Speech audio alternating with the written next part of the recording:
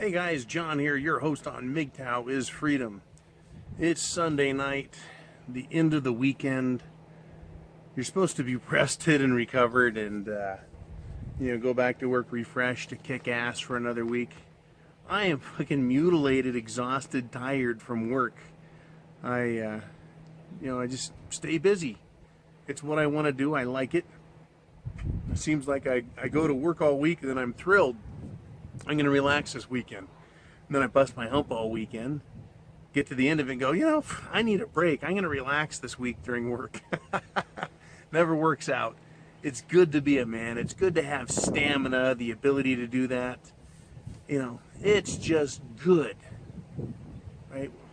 It's hot out, but there's just an awesome breeze here that feels great. Got a bottle of Glenlivet Founders Reserve. Going to pour me one of those and then talk to you about some stuff. Maybe pour me a couple of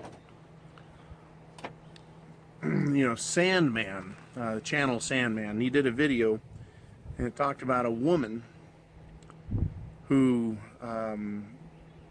got cancer. Then she decided to leave her husband, leave her old teenagers, and go live her life. And she left her husband, and if I heard the story right, 5 years later she's still alive, or 5 years later she finally died. It doesn't matter.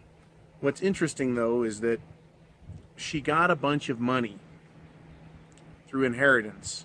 She got enough to live differently, and so she said, I'm not going to spend the remainder of my life being a housewife. Oh yeah.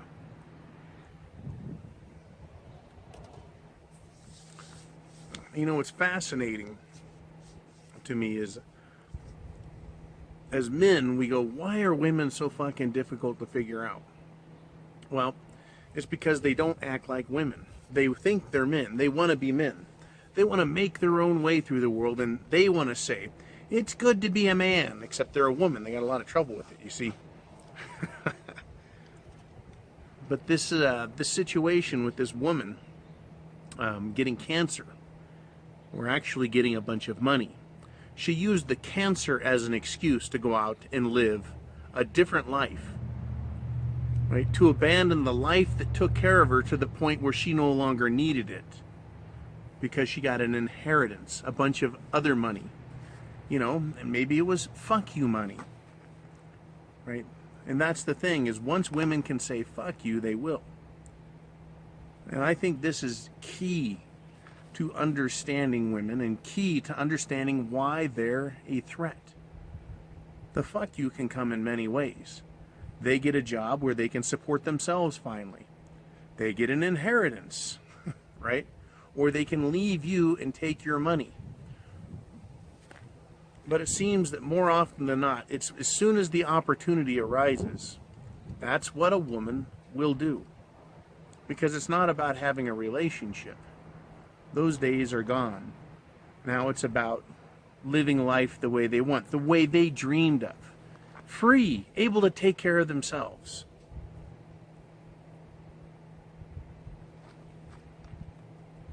I've heard this dream from lots of women over the years.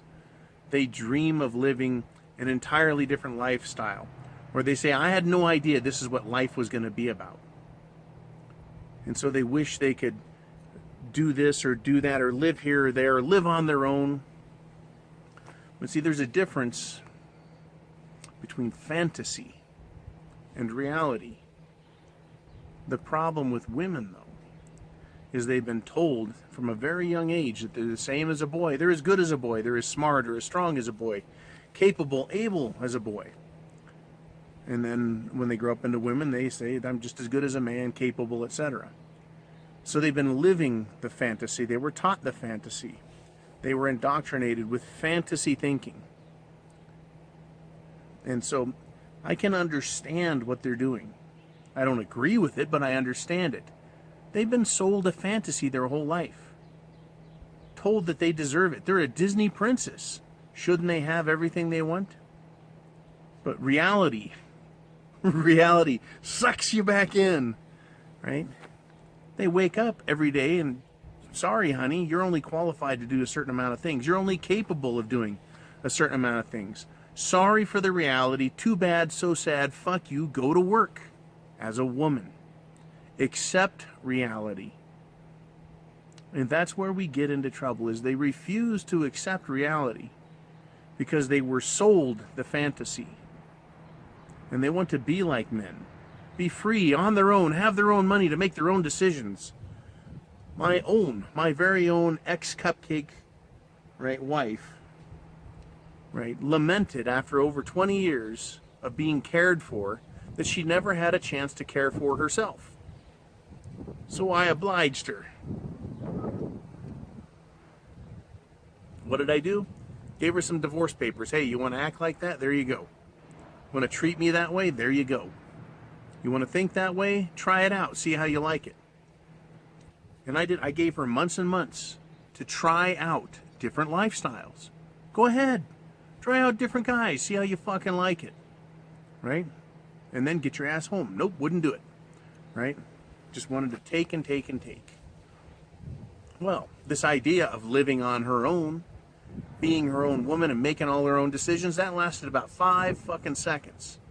As soon as I left, she had another guy in the house before my chair was even cold.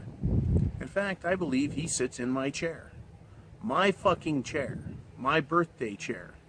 It's like a $1,200 oversized lazy boy made out of leather, black, right, recliner, with, I think, heated seat and vibrating, back muscle massager. It was a nice fucking chair. Anyways, it's a lie that they live. And they know it's a lie. This idea that they're the same as us. They aren't. But they keep telling themselves in their head that they want to be on their own, that they can handle it, that they can deal with it. And they leave men all the time. Once they get the opportunity. See, it's about opportunity for them. The example from Sandman's video, this woman that got a huge inheritance, that created the opportunity. And so she took it. Bought herself a whole new life and a new boyfriend and everything.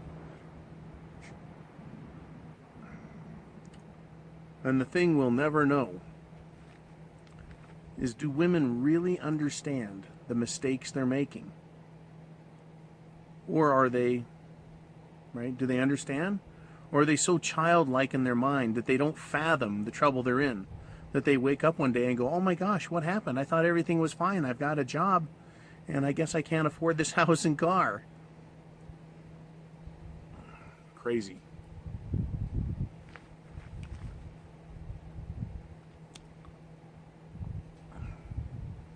As Mgtow, we have a unique opportunity. I spent the day at a friend's house helping him do some repairs. And he's a psychologist, and so we had some interesting discussions, as you might imagine. And it ranged all over the board, not just on Mgtow stuff, but all over the board. And it was how relationships work and people treat each other, and how you have to behave and think in order to have a real relationship. And you're not going to get that with women today. He's much older than I am, and I'm much older than most of you guys, I bet. But you're not going to find that in women. So what are your options? Where do you go? Right? You look at women out there and you feel that you could have a relationship, but you're not going to have a relationship. You may as well have a relationship with a mirror, because it's going to say the same exact things you do, and at least the mirror won't turn around and stab you in the back. Right? The mirror can't run away with all of your money.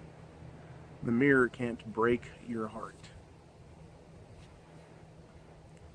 And with this woman in the video, that's what I keep steering back to that Sandman talked about. And I'll try and remember, but it was his video from either July 15th or July 14th. She chose a life that she'd never lived before, rather than a life of comfort care, love, and dedication that her husband had given her for, I think it was 28 fucking years.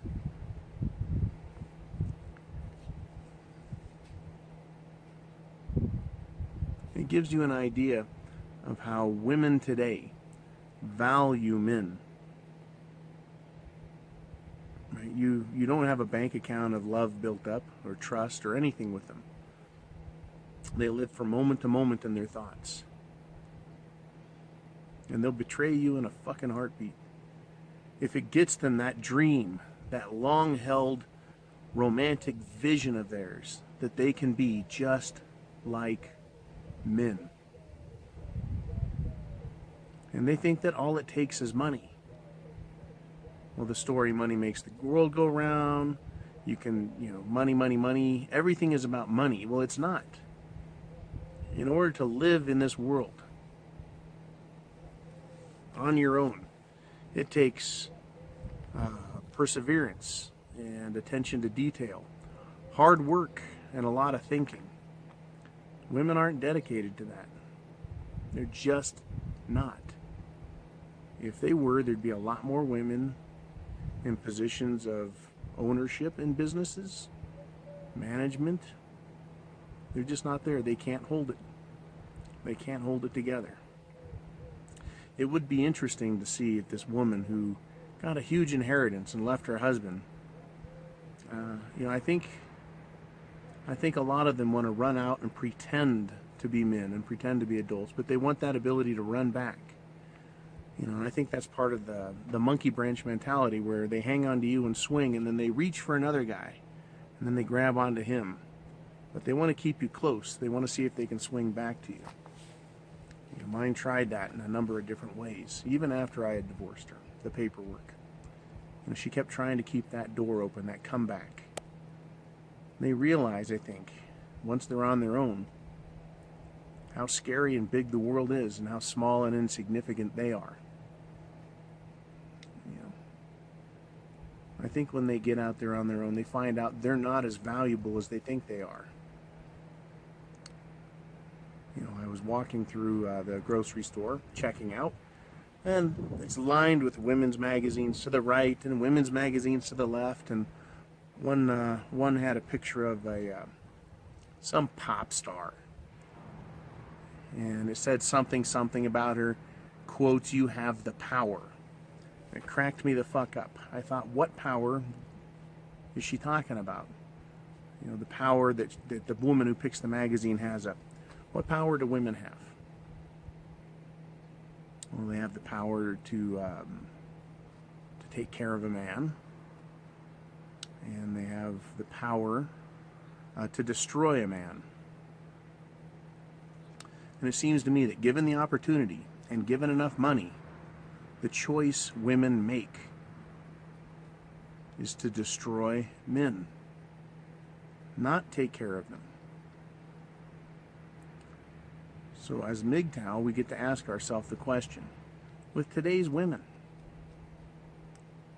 are you or are you not making a wildly irresponsible decision in trying to have a woman, knowing that the first chance she gets, she's going to leave you for another man or leave you for another lifestyle?